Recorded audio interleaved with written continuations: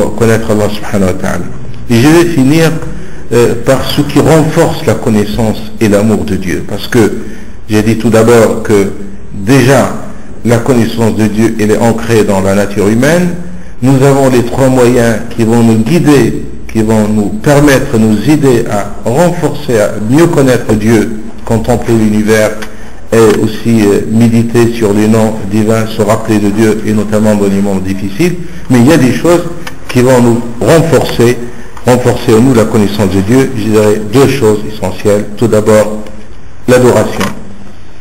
Tout ce que Dieu nous a prescrit. ولذلك dans le hadith Qudusi, Allah subhanahu wa ta'ala il dit dans le sens du hadith, il n'y a pas mieux, c'est-à-dire d'action meilleure que le croyant peut faire que d'accomplir ce que j'ai prescrit sur lui ou pour lui. Et il dit après ولا يزال عبدي يتقرب إلي بالنوافل حتى أحبه. Et le croyant reste toujours dans les actions surrogatoires après avoir respecté l'obligatoire jusqu'à qu'il va avoir l'amour de Dieu. Et c'est pour cette raison que les actes surrogatoires, masha'Allah, c'est une grande porte ouverte pour nous qui va nous permettre d'avancer et de progresser sur ce chemin qui va nous ramener davantage vers l'amour d'Allah subhanahu wa ta'ala.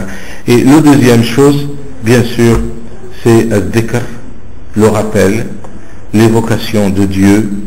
C'est très important. C'est une chose qui nous permet de se rappeler de Dieu et de mieux le connaître et de l'aimer.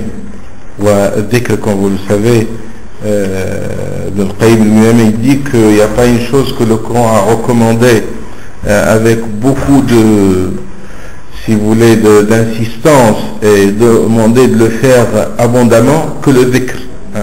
وَالذَّاكِرُونَ اللَّهَ كَثِيرًا وَالذَّاكِرَاتِ.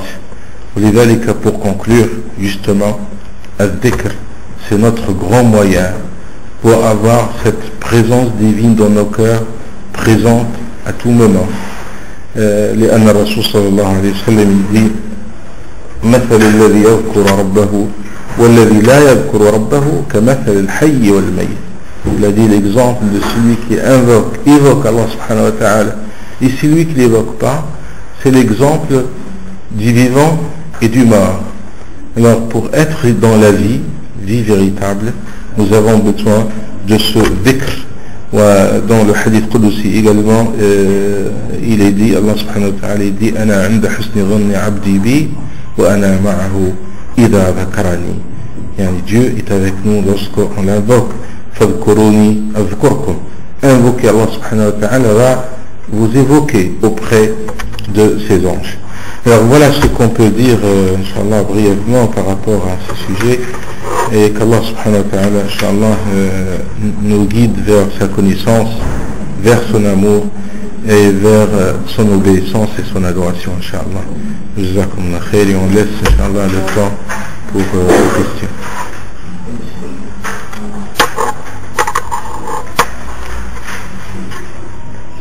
Une précision par rapport à la crainte.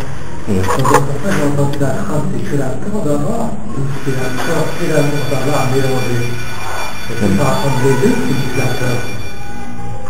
Oui, est-ce que la crainte c'est juste la peur ou c'est mélangé avec l'amour de Dieu? Oui, la crainte de Dieu elle est différente. Il y a une belle définition de Ibn Taymiyyah rahimahullah où il parle de l'ubudiyya. L'ubudiyya c'est l'adoration de Dieu.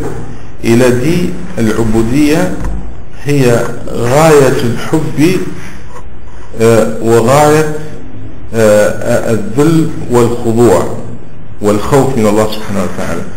C'est-à-dire c'est effectivement mélangé avec cet amour pour Dieu. C'est une crainte vis-à-vis de ce qu'on respecte, si vous voulez, dans notre vie.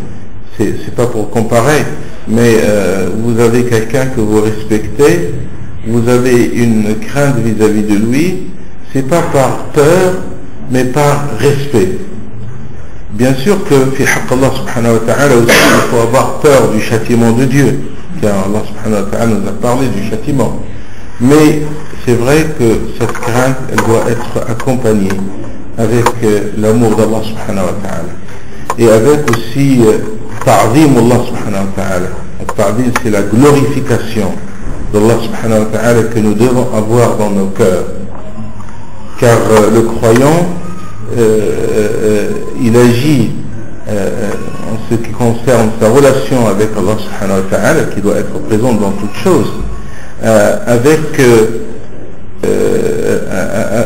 si vous voulez, comment dans le Coran il est dit وَمَا قَدَرُ اللَّهَ حَقَّ قَدْرِهِ. Le Coran il parle de mécréants pour expliquer pourquoi ils sont dans la mécréance. Et il dit, je ne sais pas comment traduire le qadarullah, c'est-à-dire ils n'ont pas donné la valeur véritable pour Dieu, en quelque sorte, créateur. Et c'est pour cette raison qu'ils se trouvent dans la mécréance. Car si on conçoit, si on découvre la valeur, parce que vous savez, ça c'est une règle générale, l'homme donne de l'importance à quelque chose lorsqu'il découvre sa valeur. S'il n'est pas convaincu de sa valeur, il ne va pas en fait la respecter ou la trouver importante. Et c'est dans ce sens-là aussi. Et c'est pour cette raison que j'ai dit tout à l'heure que le fait de contempler, de méditer l'univers, c'est un moyen pour découvrir la grandeur d'Allah subhanahu wa ta'ala à travers sa création. Et là, je cite aussi une parole dans un livre de Aqida qui dit, c'est une poésie en fait, qui dit وَفِي كُلِّ شَيْءٍ لَهُ آيَةٌ تَدُلُّ عَلَى أَنَّهُ الْوَاحِدُ. C'est-à-dire lorsqu'on voit l'univers, vous allez trouver dans toute chose, il a dit dans toute chose, il a un signe qui confirme qu'il est unique, que Dieu est unique, que Dieu est là, que Dieu est derrière toute chose dans cet univers.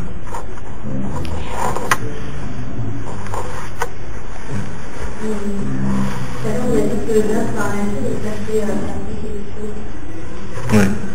Comment on peut faire pour se protéger justement contre des questions qui sont oui. Alors, pour se protéger, nous avons fini tout à l'heure par al-dhikr. Et al-dhikr, c'est un grand moyen. Parce que dhikr, le mot dhikr, si on le traduit, al-dhikr, ça veut dire le rappel. C'est contre l'oubli. Et se rappeler de Dieu, ça doit vous combler en quelque sorte avec cette présence divine, et ça va protéger contre toute pensée mauvaise ou toute autre chose. Car Ibn al-Qayyim, rahimahullah, encore une fois, on le cite beaucoup parce que, mashallah, il a excellé dans ce domaine de la spiritualité par ses écrits. Il dit An-nafsu karraha fi haraka da'ima. Il a dit, et après, ce qu'elle va donner, Raha, vous savez, c'est le moulin à pierre, l'ancien, parce que c'est avec la main qu'on met les grains et on va, moudre, oui, et il a dit, ce qu'elle va vous donner, c'est ce que vous allez mettre dans le moulin. Si vous mettez du blé, ce sera du blé. Si vous allez mettre autre chose, ça va être autre chose. Il parle de nafs. Il dit, le nafs, il est comme ce moulin qui est toujours en mouvement. Parce que, subhanallah, ça aussi, c'est parmi les miracles de Dieu. L'homme, lorsqu'il est élevé, il n'est pas dans le sommeil. Dans le sommeil, c'est al-maut as-sughra, c'est la petite mort. Il est toujours en action. Parfois, action consciente ou inconsciente. Parce que l'esprit ne peut pas s'arrêter. À tout moment, si on vous pose la question, à quoi vous réfléchissez, vous allez dire quelque chose. Qu'elle soit une réflexion consciente ou qu'elle soit un petit peu dans l'imagination, etc. Alors c'est ça ce que Ibn Qayyim dit, que le nafs, elle est dans un mouvement perpétuel, c'est-à-dire continu. Mais il a dit, c'est à vous de mettre dans le nafs ce qui va donner les bons fruits. Parce que, Et c'est pour ça qu'il a dit النفس إذا لم تشغلها بالطاعة شغلتك بالمعصية. Si tu ne vas pas l'occuper avec ce qui est intéressant, la ta'a et l'obéissance, etc., elle va t'occuper par al-ma'asiyah. Parce que c'est là Shaitan qui va intervenir pour vous donner, comme j'ai dit toujours, des propositions sataniques qui sont multiples. Shaitan, il est là pour proposer à l'homme toujours des choses pour l'affaiblir et l'éloigner. Alors, il doit essayer, dans la mesure du possible, d'être toujours éveillé et de ne pas rester dans l'oubli, al-ghafla. Et al-dhikr, ça nous permet justement de... Mais al-khawatir al-sayyi'a, c'est aussi humain. Il ne faut pas non plus dire qu'on va devenir des anges. On ne pense toujours qu'à faire le bien et du bien, et nous toujours... L'homme est faible. Allah subhanahu wa ta'ala, il a dit وَخُلِقَ الْإِنسَانُ ضَعِيفًا. Seulement nous avons cette arme très importante de dhikr. Lorsqu'on est envahi un petit peu par ces choses-là, il faut prendre cette arme pour se défendre. Et il faut s'occuper. Le farah, l'oisiveté, c'est pas quelque chose de... Voilà. Il faut toujours s'occuper, y compris par des choses qui vont faire du sport, aller se promener, contempler l'univers, aller visiter des gens, lire. Tout ça, c'est des occupations. Lorsque je dis occupation, c'est pas seulement dans la prière, mais il ne faut pas rester sans occupation, si vous voulez, parce que ça peut amener justement à des choses. Et si à un moment on a une baisse de foi, ça arrive, quels sont les remèdes en fait pour faire face à ça? Alors, il y a une parole aussi importante de Ali ibn Abi Talib. Il a dit النفس نفس الإنسان يعني l'âme de l'homme في إقبال وإدبار. Il a dit l'âme de l'homme, elle est toujours entre deux, si vous voulez, phénomènes ou deux cas. Soit elle est dans l'envie de faire le bien, soit elle est un petit peu, comment dire, lorsqu'on n'a pas l'envie, au contraire, on a une certaine réticence, une certaine faiblesse, oui, on n'est pas vraiment lancé pour aller. Et ça, on le voit dans notre vie de tous les jours, démotivé, y compris d'ailleurs même pour les études, pour le travail. Parfois, on est dans l'enthousiasme, mais il y a des moments où on n'est pas dans l'enthousiasme. Alors, Ali ibn Abi Talib, il a dit une bonne parole, il a dit, vous allez toujours passer par ces moments où vous êtes dans l'envie de faire le bien et d'aller le plus loin possible, ou au contraire, vous êtes retenu par cette faiblesse. Alors, il a dit, qu'est-ce que vous faites? Lorsque vous êtes bien lancé, vous avez l'envie de faire, il a dit, allez-y travailler dans les actes obligatoires. Car pour vous, ce qui est obligatoire, il est déjà assuré. Parce que, masha'Allah, vous êtes dans une vitesse, comme on dit, de croisière.